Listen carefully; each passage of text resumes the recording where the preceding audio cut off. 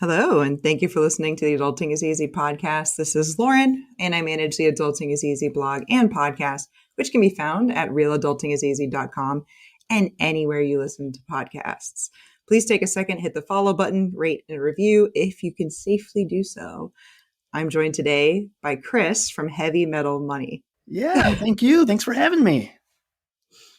So normally I interview someone, but today I'm switching roles and I'm being interviewed by you. So we're going to talk about eventually my most recent real estate deal, but I think we'll probably talk about a little of this and a little of that, huh? Yeah, I'm excited to get to your most recent investment, but I want to know, like, let's for those people that may be new here or that don't know, like, let's go ahead and just do a rundown of the current properties you have today, or how that equates to units, right? How many units you have today, leading up to your most recent investment, which I'm really excited about this new 6 unit. Sure. So I think I will just go ahead and start from the very beginning because it's not that many properties. Okay. And what year was this? What year did you start? 2012, I was 22, graduated from college, depths of the Great Recession, got a job as a manager at Toys R Us and bought a house. And And before we go too much further, first I want to say you and I have already connected earlier because I also worked at Toys R Us for like 5 years. So it's so uncanny. But it anyway, it was, oh God, it sucked. It really sucked. I don't remember when they went out of business, but this was only like a couple years before that. It was horrible. But anyways, but I was like, I got to do what I got to do. I got to have a job. I want to move out. Like there was some stuff going on at home. I just didn't want to be home. And so I was like, okay, I got to get out of here. And I was like, I'm going to rent. My mom's like, you might as well just buy. And I was like, who's going to loan me money? But they did. So I bought this house in 2012. And then in 2017, I bought the like quote unquote forever home, right? I wanted to have a 2-car garage so my then boyfriend could park in the garage. He didn't have to be outside while my car was in the garage, the other house. Bigger closets. His clothes were in like the second bedroom and I had the master bedroom to myself. wait a And minute. So you had you made him keep all his clothes in the separate room? these like 1950s houses, like Okay, at least that's here, they're fair. like, it's one, like the closet is so small. So yeah, That's fair. he had to like get dressed in the other room and like his car was outside and I just we wanted like 2 sinks in the master bathroom, like just little things like that when you buy your first house at 22 you're not really thinking about. You don't. And Yeah, you don't think about those things. Totally get it. no, and also the house, if we moved, it could be right in between our work. So I bought a primary for the two of us and I rented the first one out. And I mentioned those two houses because I tapped that equity to get into the properties I am in now. So that was the first house, 2012. It was a rental. And then 2017 had a new primary, was saving again for another real estate deal. Okay. So if you think about it, it's kind of like I saved for 3 properties, right? That leads me to the 3 properties I have now. I sold that first house, that one that I bought in 2012. I sold that because I wanted to, it was worth $225,000 and the rent was $1,500. And I was like, what I'm going to do is I'm going to buy a duplex where the rent is $900 aside for $170,000. So that's what I did. I just felt like that was a better move. I wanted to finance it. Nobody would accept financing offers. So I ended up paying cash. Oh wow. Okay. So I had about $100,000 equity that was getting $1,500 in rent a month. Now I had 170, but I was getting $1,800 a month in rent. But in my mind, it was a better move because I also went from 1 unit to 2 units. So I felt like the vacancy wouldn't hurt that much. And I thought, okay, I won't have a mortgage, so that was helpful. I was like, I'm going to get a property manager. I didn't have a property manager of the other one, just free things up. So we Got bought it. that in 2019, sold and then bought. In 2020, Before okay, we go get ahead. there, no, I was just really Yep. quick. So you mentioned property manager. So talk to me a little bit about how much how much was managed by you, and when you actually did shift to having a property manager. Talk to me a little bit about that. Well, the first house that I rented out, it was just like this old retired couple that had moved in. And so they were like so low maintenance. It was unbelievable. They were great. And then he died. Oh no. I know. So he died and I was going to re-rent it and like it sat vacant for a while. Like it wasn't renting. It was like November, which was a really unfortunate time. And that's when I decided to sell that one. The next one, I got a property manager because it was on one of the worst blocks in the town. Like there was a murder while we were under contract. Oh There my was a gosh. murder. There was a murder on the street like the same year we owned it. Like we only owned it 2 years and there were two murders on the street. So like I'm not exaggerating. Literally wish it wasn't true. So that's why I had a property manager. I didn't want to be going down there trying to collect rents or anything like that. So that's why. And he for the first 6 months, like I like knew the tenants' names, but not really. They were like in a file, and he handled everything and everything was fine. COVID hit at that point and shit kind of hit the fan.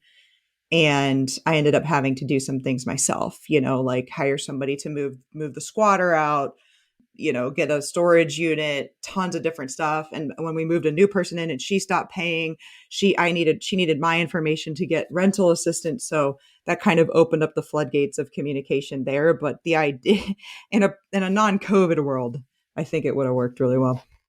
Yeah, I think if you can, there's different schools of thought. I have some investor friends that are very much build a relationship with their tenants, regardless if they have a management company involved or not.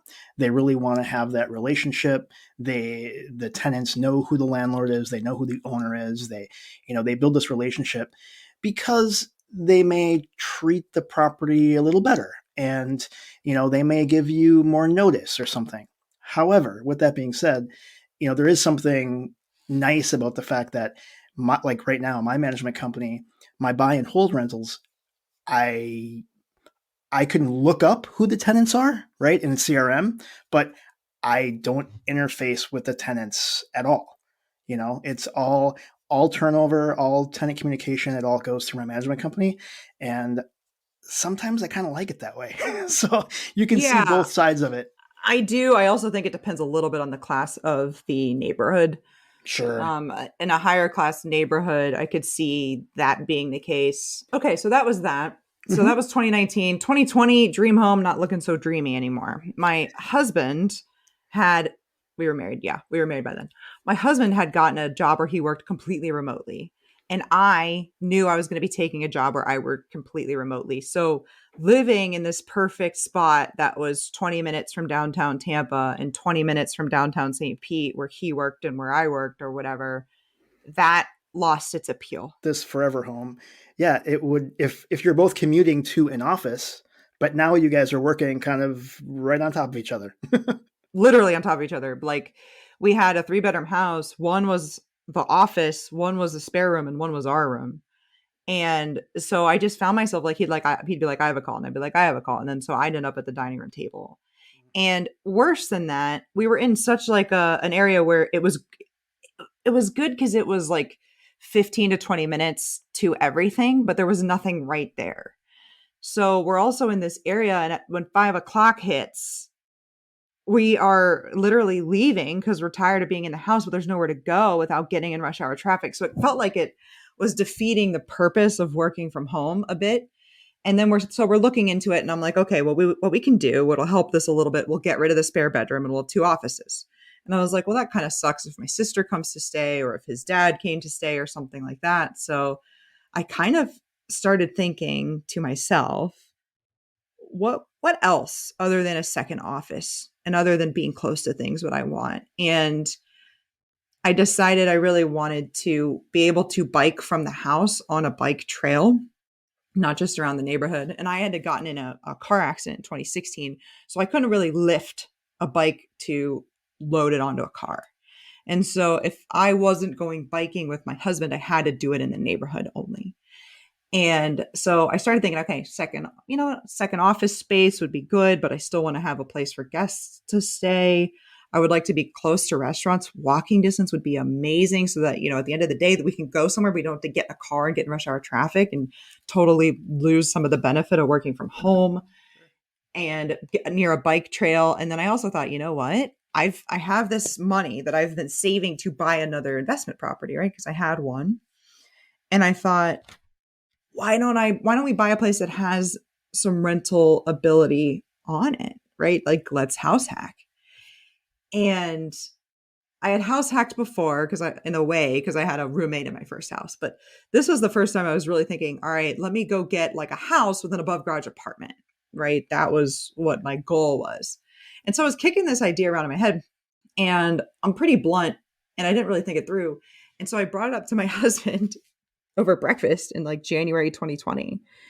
And I was like, hey, I want to move. And he's like, no, this is our dream house. We just got here. And I was like, much like what I just said to you, Chris, I laid out to him why what made super sense 3 years before in 2017 didn't make sense anymore. And that our reality had changed and our values had changed. And we had recently been looking at when can we retire, just looking at numbers. And even though we both have very well paying jobs, when your mortgage payment is $25,000 a year, mortgage, taxes, insurance, flood insurance, I was like, even if we pay this house off, at best, that first house pays the taxes on this one. Like we were so far away. We were still like talking about 55 retiring. And I felt like I didn't want that house wasn't dreamy enough for me to want to work till 55. Sure. Was it difficult to get your husband on board, or did after you kind of talked it over with him, were you guys shortly in agreement? Or I'm really curious how that dynamic took place. It took about 15 minutes for him to come around. That's not too bad. It's not like he had to sleep on it or anything. No. No, because I started running the numbers with him because I mean he's an engineer, he's logical, he gets numbers. And so I started talking about it. And it's not like he was agreeing to move, but he was agreeing to look. So we looked at our county, and Pinellas County has this beautiful 45-mile bike trail, goes all the way from like top to bottom of the county. And there's some really cute towns along there. So we started biking in those areas. We would take the car, he would load them up. We would bike, 10 miles one way and back. And so we biked the whole trail at different times. And so we were doing that to get to know the areas. We were also going to dinner in all these different spots.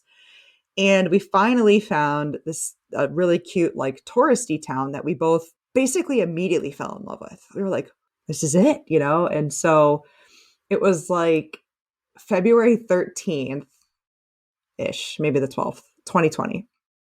Okay. And we set up showings. It was like a Thursday. We set up showings for Saturday and Sunday, one each day. They weren't available on the same day. So he then booked like this like motel so we could spend the whole weekend, right? We're going to look at places, but we're also going to spend a whole weekend there making sure we actually like this town. So this is approximately how far away from your current residence then?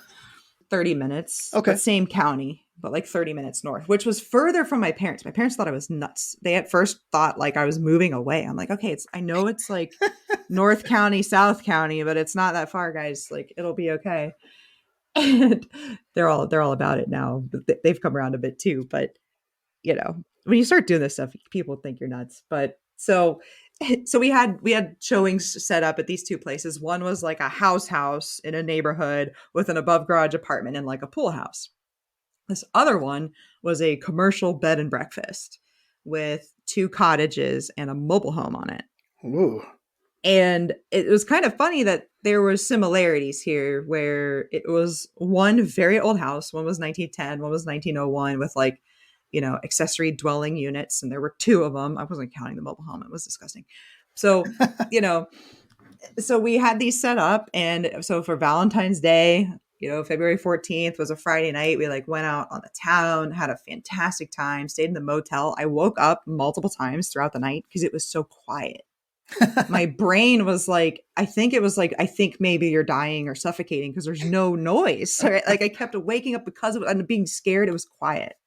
Oh, which was cool because we lived pretty close to like the St. Pete airport. So I think I must have gotten used to the planes or something. So that was kind of funny. And then Saturday we looked at the one place. Sunday we looked at the other. Long story short, we went under contract on the house, which was in this like beautiful, it's like the beautiful area, the area you want to be in. And it was $540,000.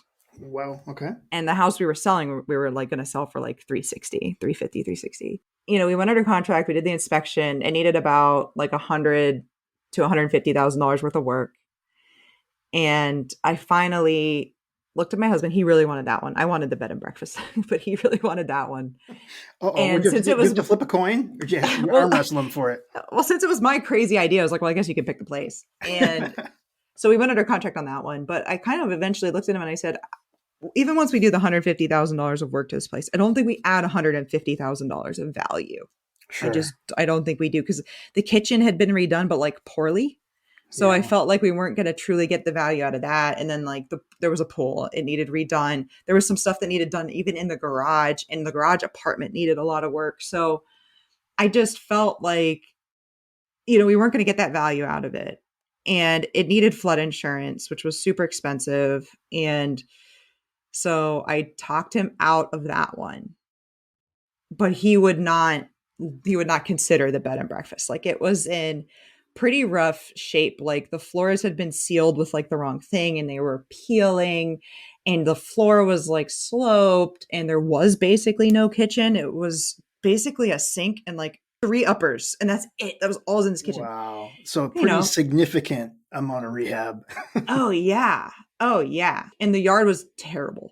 Where the so you go in the backyard and there's two cottages, and one of the cottages has its own fence, and there's like a plastic canopy, almost like you would see at like a wedding, but like not that nice, and the mobile home, and it's all crammed in there, and it was just a yard of tan painted concrete. And when we had looked at it, I told him, this could be amazing. This backyard could be so nice. And he was like, absolutely not. So we got out of contract on the one place. And it was like, I don't know, a couple of weeks later or something, maybe a week later. And we were sitting out back of our dream home.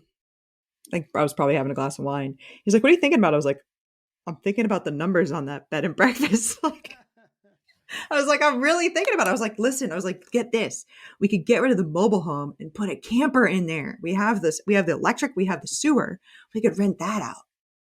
And that's what did it. He was like down to really consider it from then on. Once I, showed him the numbers and showed him that we could truly, truly live for free by Airbnb or, short term renting the two cottages and the camper. And then we really started considering it from that point. But it was kind of a journey to even get there. Interesting. What was the shape of the two cottages? I mean, did that require any significant rehab, or what were those like? One of them did, but we didn't know at the time. That was an Sure. unexpected $12,000 rehab that we did in Yikes. 2021. I guess I'm spoiling it with we do buy this place. But the other one, it needed all the fixtures needed to be taken out and redone, and then the floors. So my husband and my uncle did the floors and the fixtures. Like, we didn't actually need much from that. We lived in those, right? Like, we stored all of our stuff in one of them and then lived in the other while we renovated the yard and the house. Interesting. Okay. Okay. It does take, it's interesting. You have some people, like you were saying, your husband, would see what this yard could be. And it's interesting to me as I look at properties myself, and, you walk through it, and some people just have this vision and they can see the potential, of what basically after rehab would look like, or what it could be. I don't always have that vision. Like, unless I need someone to like walk through with me and tell me, oh, we could do this. But Mm-hmm. that's awesome though. Yeah, So I so was able to see it, and he wasn't. But it's even to this day though, there are things where I don't see it or I don't think of it that he does. So mhm, overall, mhm. we make a good team, and he definitely, as you can tell, has an open enough mind to listen to Yeah, me and to be open to what I want. it sounds like it's a great yin and yang, right? So I guess, being that now you've kind of spoiled it, but I pulled that string. So let's actually talk about, so you got into that place, you were doing that. Now, how long did it take to do that renovation? And, you mentioned you did like the flooring. How long did that renovation take? Yeah, so even before the renovation, so this was like mid March 2020, right? We all know what happened then. I was going to say, yeah. So right as the pandemic hit, how did that stall things, or did it, We went man? under contract the day before Florida shut down. And I remember talking to my dad, and I was like, what should we do?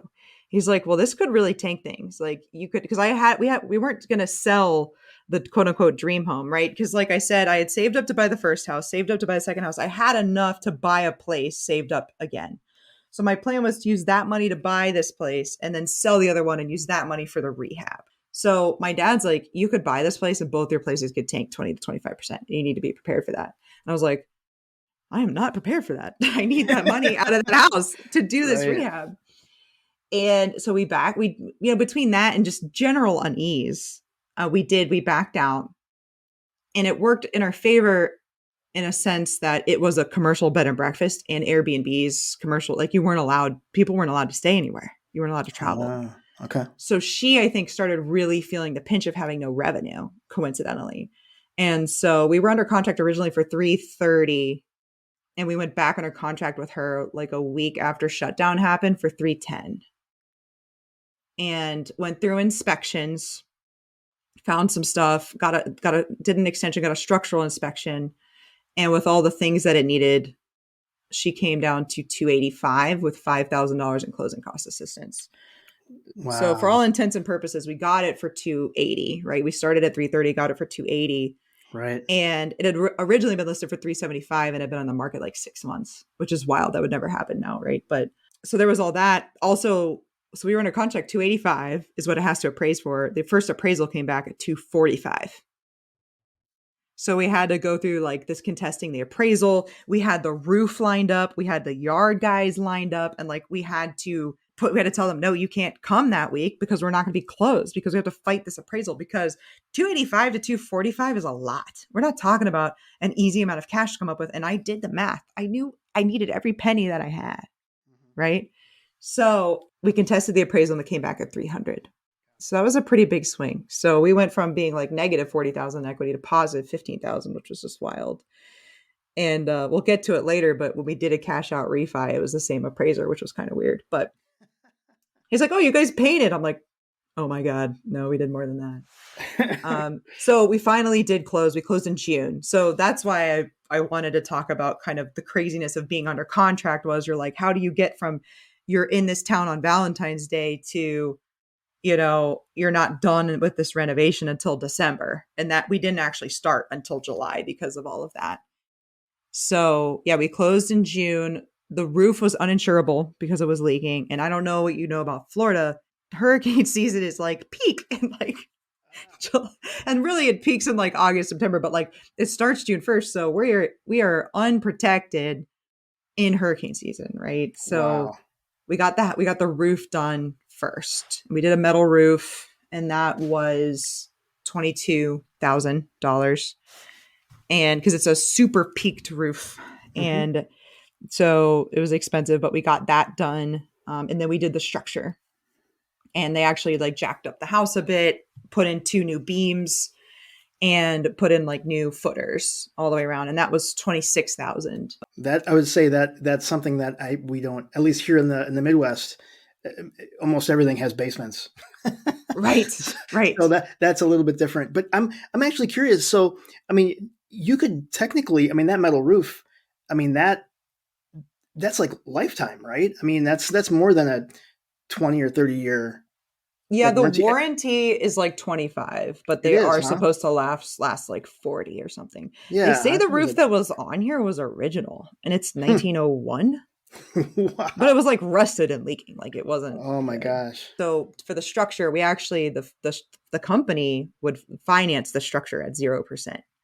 So to hold on to 26 grand, we financed that. And like I had my husband pay that bill. I was like, okay, you pay that. Like I'll pay for mostly everything else. And so he made like $3,500 payments for like an entire year. Oh my gosh. So that was rough. But yeah, I was like, because I was doing the math and I'm thinking, if we do all this, we're going to get really close to running out of cash. So we did the structure, we did the yard. Like I said, the aforementioned painted tan concrete had to go.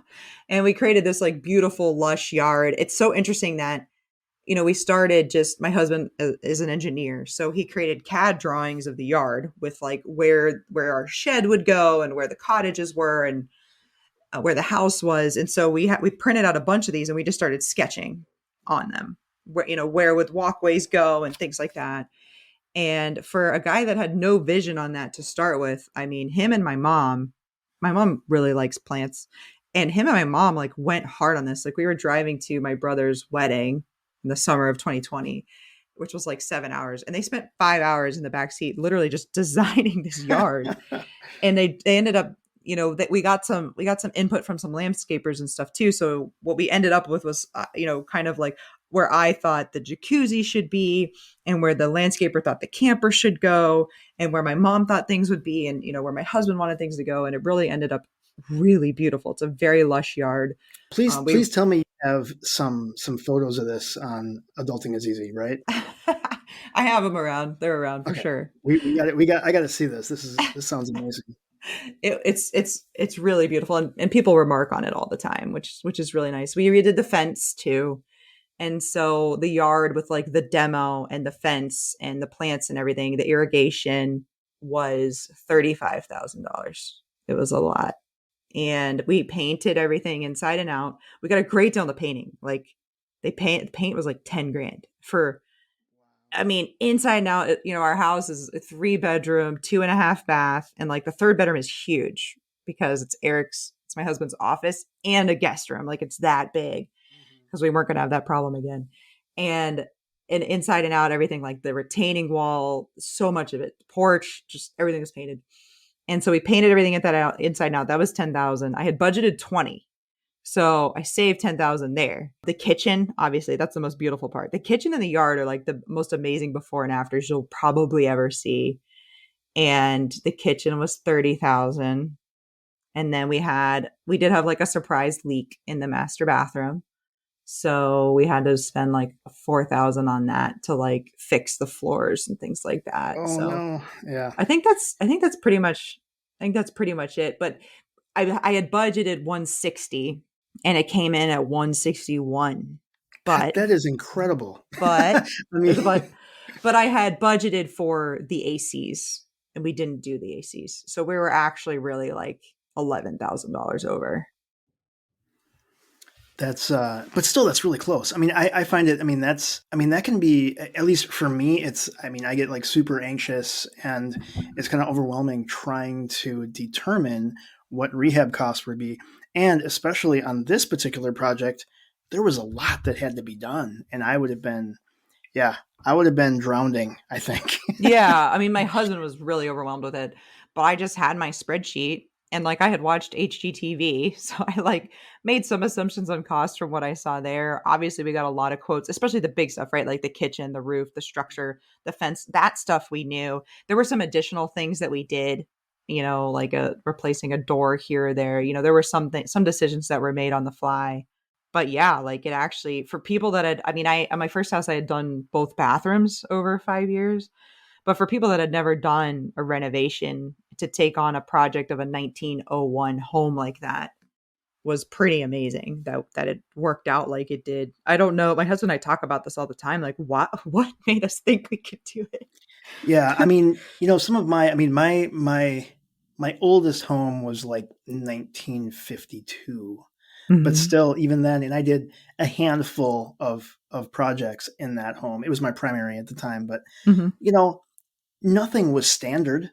I mean, you go and replace like your entry door, and it's like they just made up a size. Like it's Mm-hmm. nothing. Everything I touched just turned to crap because it was not like you couldn't just go to Lowe's or Home Depot and buy replacement parts. You had to engineer stuff every single Well, see, thing. we could because the house is wood and we were redoing a lot of the siding anyways.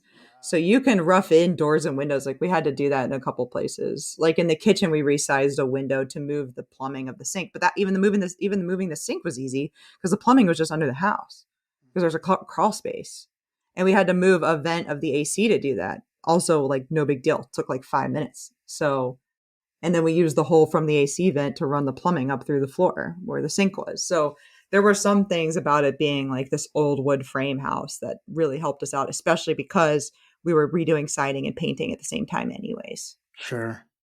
So that was July to December. Okay. So that leads us up to again the beginning of moving into the beginning of 2022. That's 2021. Oh, 2021. Sorry, Yes. sorry. We're a year back. We're still in the first year of COVID. Got it. Yeah. This is where we became the nutcases we are today, because we like we're in a hurry at that point to launch the Airbnbs, because in Florida, we had talked to another vacation rental host, and she told us like January to May. That's kind of when you're gonna make most of your money for the year. So we were like, we got to go. So we got one ready and listed it, and then a week later got the other cottage ready and listed it, and then listed the camper. And they all booked like right away. We had made the decision to be cheaper than the other freestanding units, to book, but also to get really good reviews and things like that. And we knew we were going to make mistakes. We knew we didn't really know what we were doing, but we felt like we had to launch because we were up against that timeline, that deadline. So we spent the first like few months of the year just learning, right? Learning what guests like, what they didn't like. If I get the same feedback twice, I change it. Sure. Some things like that. And we did pretty decently then. We did do a cash out refi in January. My husband, like, my idea was we're gonna have so much equity in this place, right? Mm-hmm, And like, mm-hmm. I was cool with that, this low payment. And my husband's like, we should do a cash out refi. We had that same appraiser come Yeah. Say, I'm out. excited to find out what this appraised for. And when I walked up to him, he was like, oh, you guys painted. I'm like, oh my God, don't even say that. So what I had was a bulleted list of everything that we had done. With no prices, I just handed that to him. So we walked around. I said, hey, why did you appraise this as a multifamily? He's like, well, there's more than 1 meter. I said, let's talk about that. I walked him around the side and I was like, if you look, 1 meter is for the upstairs of the main house, and 1 meter is for the rest of this. And he was like, oh, so you couldn't really rent one of these out by themselves with their own utilities? And I was like, no, literally can't. And he was like, okay, well, let me look at it again. And remember, one cottage was full of our stuff. And so it looked like storage. And the other one was like mother-in-law suite, right? And so he appraised it as a single family home. And that helped us because the rate went from 365 to 299. So that was huge. So he appraised it for 420. And if you do the math, we were 440 into it. But I still felt like that was pretty good for our first swing at it. And now we're living for free, right? So I felt like that was pretty good and that was worth it. I've also heard that if you're doing a cash out refi, they go kind of conservative on the numbers. I have But heard that as well. When you started like learning the short term rental business, right? What did you like? For instance, I'm just curious. Were you going through Airbnb and VRBO? Was yes, it okay? Okay. Is yes, the there? two communicate with each other. You can sync the calendars of both of them. It's a little cumbersome because the pricing works a little differently. Like Airbnb takes more from the guests and VRBO takes more from the hosts. So it makes pricing a little weird. And if you change pricing, you got to remember to do both. If you change a picture, you've got to do it in both, or anything like that. And you also are communicating on both platforms, which is a little bit cumbersome. But yes, we did list on both. And it's still, even to this day, probably 9 to 1, probably like 90% Airbnb to VRBO. We do have a website now. So it's kind of a rounding error though, how many we're getting from the website for now. So it's still like, it's predominantly Airbnb. Now we have a reservation system and stuff, but at the And then is time, in that is there just an API that you can link to both of them so it automatically sees exactly. availability? Okay. Yes, exactly. There's the reservation system we use is amazing. And we started doing that. We did the cash out refi. We got a lower rate. We had 100. Now we had $100,000 back. So if you're tracking, the reason I wanted to talk about those first houses is my very first house. Right, I took that equity and I bought that a duplex. And I had saved for the second house. I took that money and I ended up having that for the rehab. I had saved a third chunk of money, and that's what I bought the house with, right? So I kind of took one of those chunks of money back out, used that to buy a duplex. So we bought another duplex in June of 2021. And the interest rate on that is 3.25. And we were kind of feeling like we should lock in the interest rates. The economy was like heating up again. I don't think we anticipated as much inflation as we are having, but we kind of thought, let's lock in some super low rates. And that's why we did the cash out refi and bought this other place. We were going to do another long-term rental. We still were going to be we were doing vacation rentals because these cottages are small. There's no washers and dryers in there, and we have a camper. That's why we're doing vacation rentals. Our plan was to still just mostly have long-term rentals, the long-term duplex, which I had bought in 2019 with the equity from my first house, and this other duplex, which was a little bit even north of where our bed and breakfast was. It's on the water. I wanted to have some exposure on the water here in Florida. It's a really cool building. Like it's 3,000 square feet total, and it's a duplex on the water. There just aren't a lot of those. And Right, I right. just found that intriguing. And we thought, okay, maybe we'll get a boat and we'll keep it there. We'll get a new dock and keep it there because it's not very far from the bed and breakfast.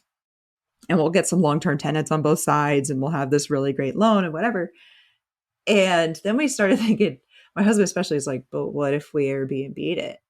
Then we could stay there sometimes. He's like, and then he said the words I never thought. He's like, and we could rent our house out. I'm like, Oh. the house we just spent tens of thousands of dollars remodeling, my beautiful kitchen. You want to rent? But his point was, we have lodging zoning in a town where you're not really supposed to have vacation rentals, where there's a ton, they just don't really enforce it. But we're actually legal. And so he's Right. like, it's just so valuable. And so we started to get the downstairs of our bed and breakfast rentable and the other house. We have like a bunch of locks everywhere. So half our stuff is there and half our stuff is here. And so that kind of birthed this idea of, okay, we're going to do more of this. We're going to do more of this vacation rental thing. And luckily, we can use obviously the same cleaners and things like that. But that's Yep. when we decided to get a pricing software, an owner reservation software, and get new locks that set themselves. That are communicating directly with the reservation software. So it was really kind of mid 2021, even though we had been doing it for 6 months and we were super hosts and getting good reviews and things like that. That's where I felt like we really made it a business and not a hobby. If I had to kind of pick a moment, we still had we had three long-term tenants then. One on the second half of the duplex that's on the water. They have a long lease. And then that duplex that I had bought. So we were still, even though we had five listings, five Airbnb slash VRBO listings, right? One of those, we can only rent four at a time because we have to be somewhere, right? And then three long-term tenants. That's where we were kind of September 2021 when we started with the softwares and things like that. Got it. So the new duplex on the water. So it was that a conventional loan at Yes. 3.25? Yes. So we're talking 30-year long-term fixed. Yeah, 20% down. So in that it was 385. It appraised for 395, which was cool. I was like, all right. We put 20,000 into it. Like we got appliances, we did floors, and we did another beautiful yard remodel because I think like yards really do stand out. And we got such good feedback on the other one that we did that again. So that was basically with the down payment. That was basically the $100,000 that we had gotten on our cash out refi went right into that. I'm going over in my head. There's thoughts because now that I'm an empty nester. My teens are gone. One's in college in Arkansas. My son's now 22 on his way out. I was like, maybe I can Airbnb my place. And because Mm-hmm. I'm like a mile away from the lake. There's a pretty decent lake here, but I just don't know. I mean, I was going to ask you. So the thought about, you mentioned you had your stuff locked up. Now you're going to Airbnb like that bottom level of your place. Was that easy for you to do? Hard? Emotionally or Yeah, physically? emotionally, like knowing that your stuff. I don't know. I'm just. It always makes me a little weirded out. It was more the logistics of it that were weird. I mean, it is weird because it's your bed. Like, that's kind of weird. But we had all this antique furniture. So I had furnished and decorated the place. It's a 1901 place. Like, it's full of antiques and whatever. What's cool about those is they all have key lock holes in them. And Uh, so my husband became a freaking locksmith. And he like drilled holes in our, like we had locksmiths come in and they're like, we can't do it. And so my husband just freaking did it. Like he drilled holes in 3 of our cabinets and put these locks in, like looks really good. These beautiful cabinets, right? We spent $17,000 on these cabinets. Boom, lock, boom, holes in them. And we had all these keyholes. And so you could just put locks on the back of those keyholes and all these antique furniture. So we actually, our house, like our main room, we made it so that we could fit all of our clothes in an armoire and a dresser. The other half are at the other duplex because that's a 1980s home. So many closets you wouldn't even believe it. 1901 home, almost no closets. We actually had to put some closets in here because there was only one when we moved in. So our clothes lock in an armoire and lock in this like dresser, and that leaves them still with like a little vanity, a dresser, and the closet, right? So when people come and stay here, we have in the bathroom, there's a piece of furniture. He put a lock on that. So, all the crap that you have, like your traveling stuff or your conditioners, if you shop at Sam's Club like we do, shampoos, conditioners, medicines, whatever, stuff that we didn't need to travel with, all of that can get locked up. What So about I have a question too. What about like your utility room, like where your furnace and water heater and all that stuff? Do you keep people out of there? Do you lock that up? what furnace? Oh, never mind. Anyway, No, we don't. We one of the things that we did that I didn't mention, we put in a tankless water heater. And so okay, it's in the laundry room, so it's like up on the wall. So sure. it can't like leak. I guess it could leak, but it probably won't. But no, they have access to that in like the breaker box. We felt like it was really important for people to have access to it. And actually in the other duplex, the one on the water, that would have been the easiest closet to lock. Hmm. But I actually made my husband not lock it because I'm like, if a breaker flips In or the case they water need to get heater in there. leaks, I want guests to be able to get in there. Sure. No, that And makes we sense. had like a discussion about that. But yeah, so we just started like throwing locks on things, like just left and right. And then in the other place, there's like a linen closet in the bathroom, so that's locked. And we locked the second bedroom's closet. It's actually like a walk-in closet. We locked that completely. And since it's the second bedroom, I'm like, whatever, they just don't get the closet. And I put like a coat rack in front of it where they can hang some clothes and some Got it. hangers. So And yeah, it's a lot. Like logistically, it was weird. And then so then you have to remember, where are all these keys? You got to know what the keys are. You got to have them all labeled, right? So the key thing was a totally separate thing, but it was more the logistics. I didn't have any emotions about it because maybe it's because I hadn't had the place very long, and I haven't had like we bought almost all new furniture, pretty much all new furniture. Like some of the stuff was here. She left most of her furniture here, so we had bought a lot. So I hadn't really gotten attached to anything, and anything that I was attached to was locked away. So got it. I haven't had that. I haven't had that problem. We've only had one person rent it since we started doing that. There's some construction across the street, which has made it kind of, we have to be, it's really got to be the right person to be here. And they rented it for 25 days in January 2022. And we went there and no problems. Like nothing happened here. That's great. Well, so let me ask you this. So, as far as doing the flips, like on your other one as well, right? Doing short term, and you have these reservation systems in place. How does the flipping of the tenants and getting somebody in there to clean and disinfect and kind of prepare? What about like the laundry services and that type of stuff? Walk me through a little bit what that looks like. I did let my first cleaner go in the summer. And I asked the woman that I told you about that had told me kind of when season was and things like that. She was like, well, why don't you use my cleaner? I was like, oh, perfect. And she's great. So she's been cleaning these other Airbnbs for a long time. And she's just really, really good. And it's just part of the deal, right? What you didn't ask about too is like the sewer of the camper. Like, so what they Oh do for yeah, these little ones, and there's like almost a mud room in the main house. And even people that rent the bottom floor of the main house, they know that that's not their private space. That's where the cleaners go and that's where all of the linens are. So she just takes the linens with her, but there's always 2 or 3 of everything. So she just puts the new stuff on, and then the next time she comes and cleans, she brings a set back or whatever. So she does have to do laundry at her house, but it's just factored into what she gets paid for the turnovers. At the other place, there's a washer dryer, and she does it there. Or when she turns the bottom floor over here, she uses this washer and dryer. And when we get more, which we'll talk about later, she's actually going to hire people in the area of our new place and Yeah, manage them. And those are all going to have washers and dryers in them as well. She has access to our calendar. I got had it. to like pay, I think I pay like $15 a month for her to have access to the calendar or something, but like it's worth it. And I have her set up on email notifications where every time we get a new booking, she gets emailed.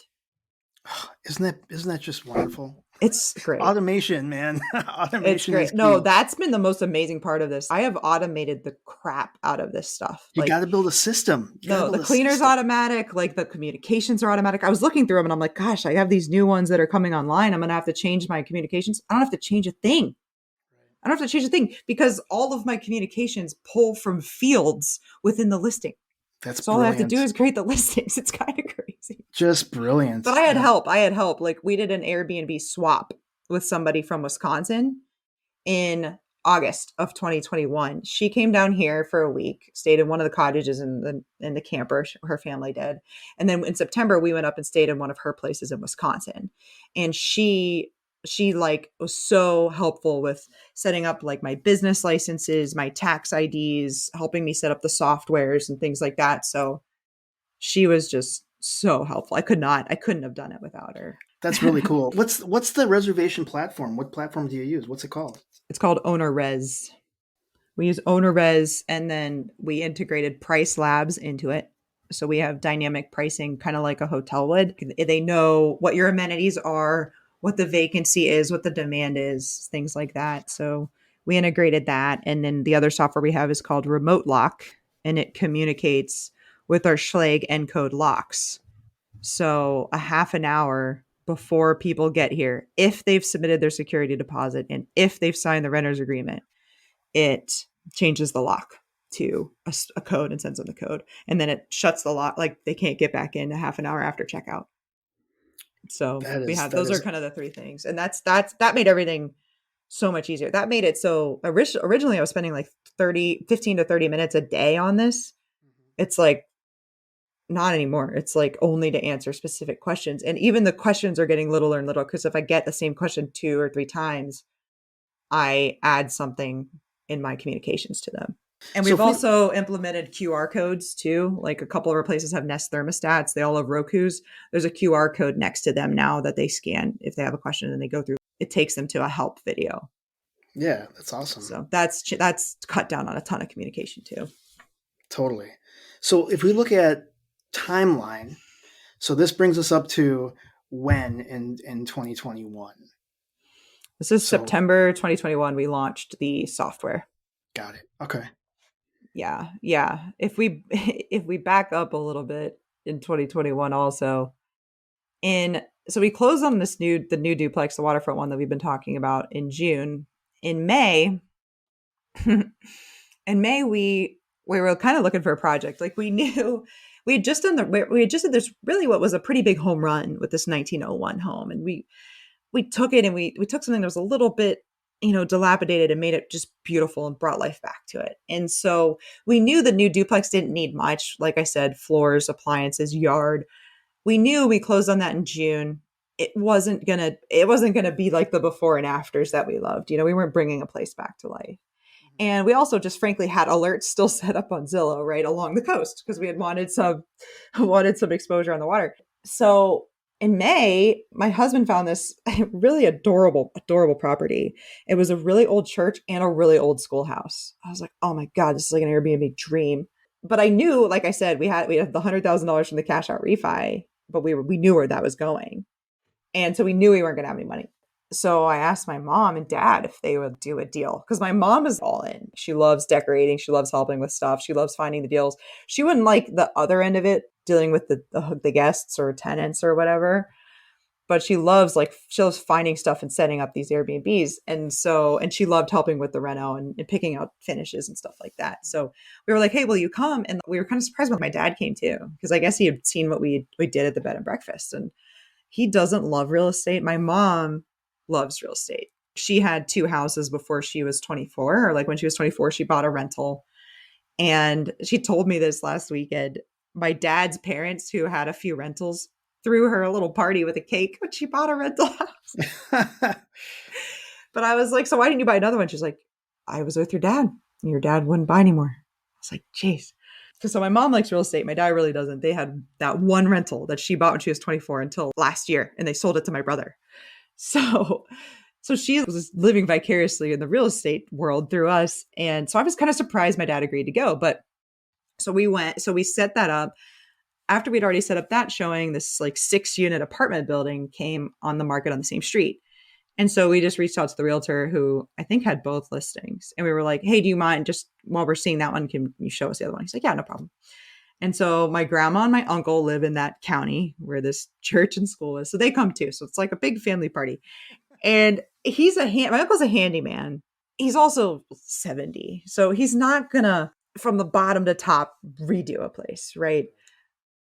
So we're walking this property and my dad, like, he was really into it. He's like, so what would you do here? Kind of weird to be having this kind of conversation with my dad. But so we looked at the church and we thought we could probably save the church. We could probably, because like the roof was leaking, it needed a new kitchen. But I thought, because there had been a kitchen in there, right? It was originally a church, but somebody was trying to make it a house. And I thought we could save that. Then we got into the school house and I thought, oh no, this is over the top, right? For what they're asking, I was like, there's no way we could put the amount of money into this that it needs to get any return on it whatsoever. And as much as I liked bringing it back to life, I felt like we were going to get all of our money back. That's why we didn't buy the first place we looked at, right? The one my husband wanted, because I didn't think we'd get all the money back in the value.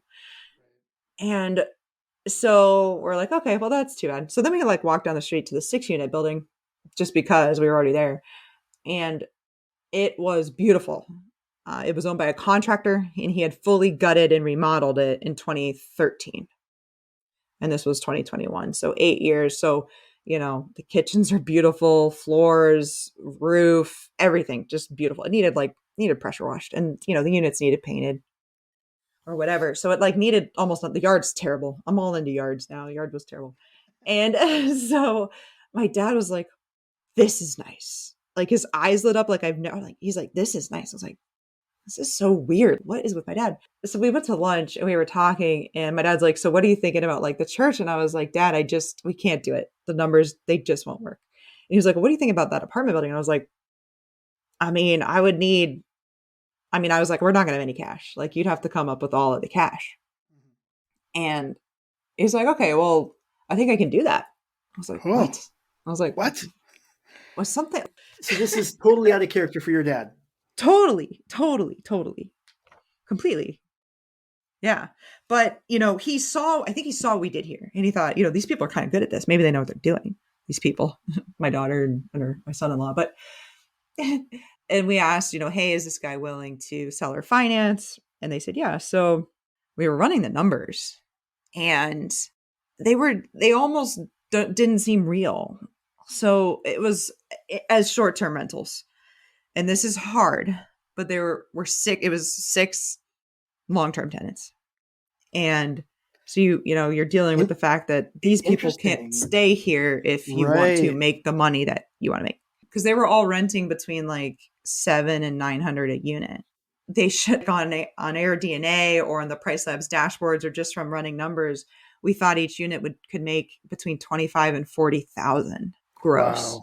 And the building everything could still float. The building could still float itself as the long-term rentals. Because we figured there's not a lot of long-term rentals on the island. Rentometer had nothing for me. I was like, we'll probably raise rents a little bit and that would give us enough to pay the mortgage, but also, cover any expenses and capital expenditures. And also the building, frankly, didn't need much. So, and also there were these empty lots, like 2 addresses down. There were 2 empty lots that he was willing to sell with it. And I was like, okay, that could be extra parking, right? People can park boats and boat trailers. Package deal, huh? Yeah. But the lots weren't listed. And the lots were selling for like about like $55,000 by themselves. But there were 2. So we were willing to offer like $60,000 each for those.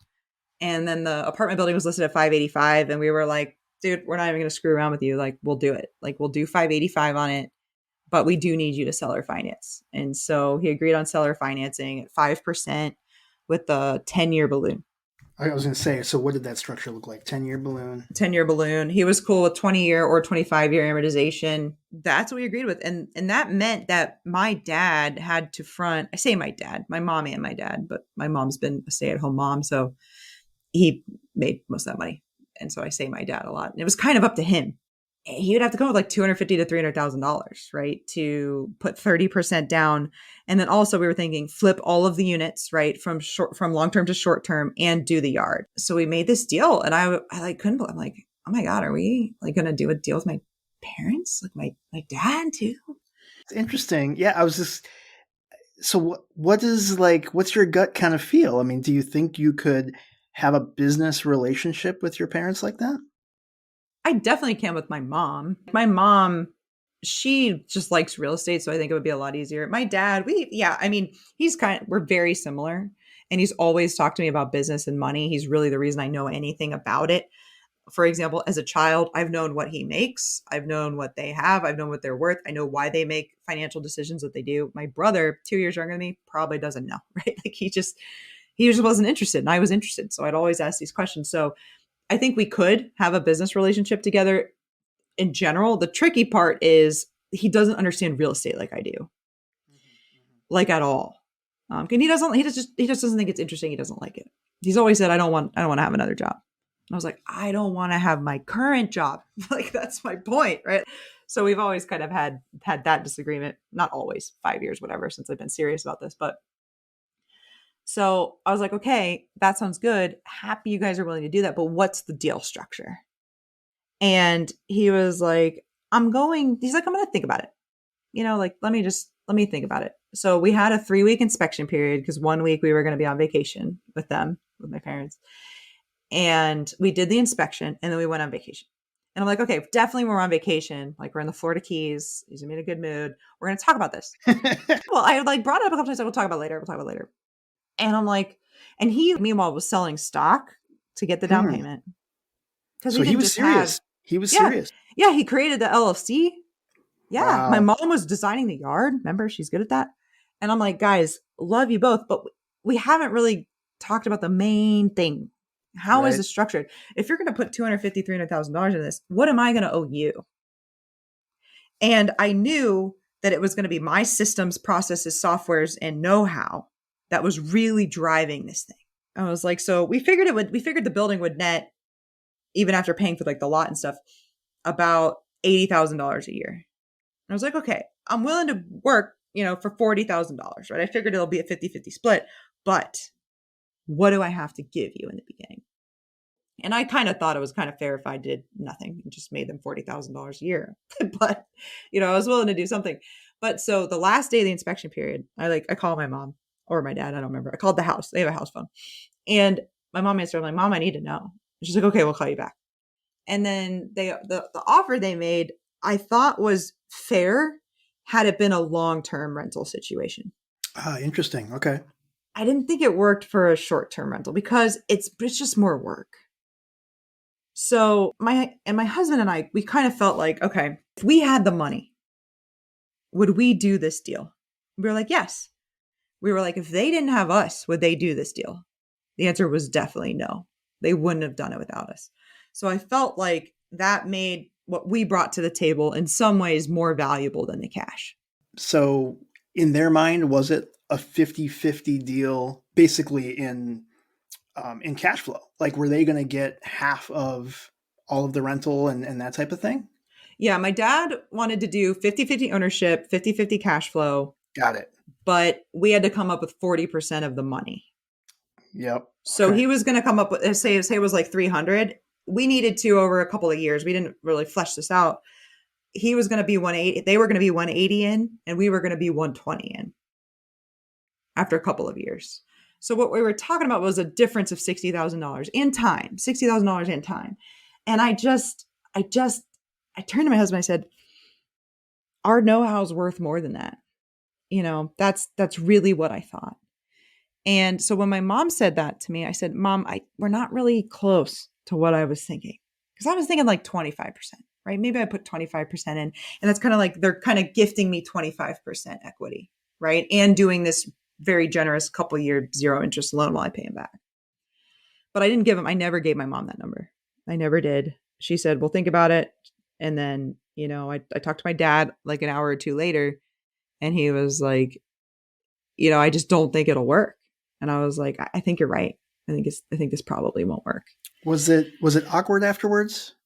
Or was this just purely business and there was nothing personal here? It didn't get awkward until we went under contract on it 6 months later. But at the time, we thought nobody was buying it. We didn't know that we were still going to buy the building just 6 or 8 months later. Right. So now we own that building. Hey everyone, since this interview was getting pretty long, I decided to cut it off. Hopefully you're enjoying it and move right over to part 2 if you want to hear the rest of the story. Thank you so much.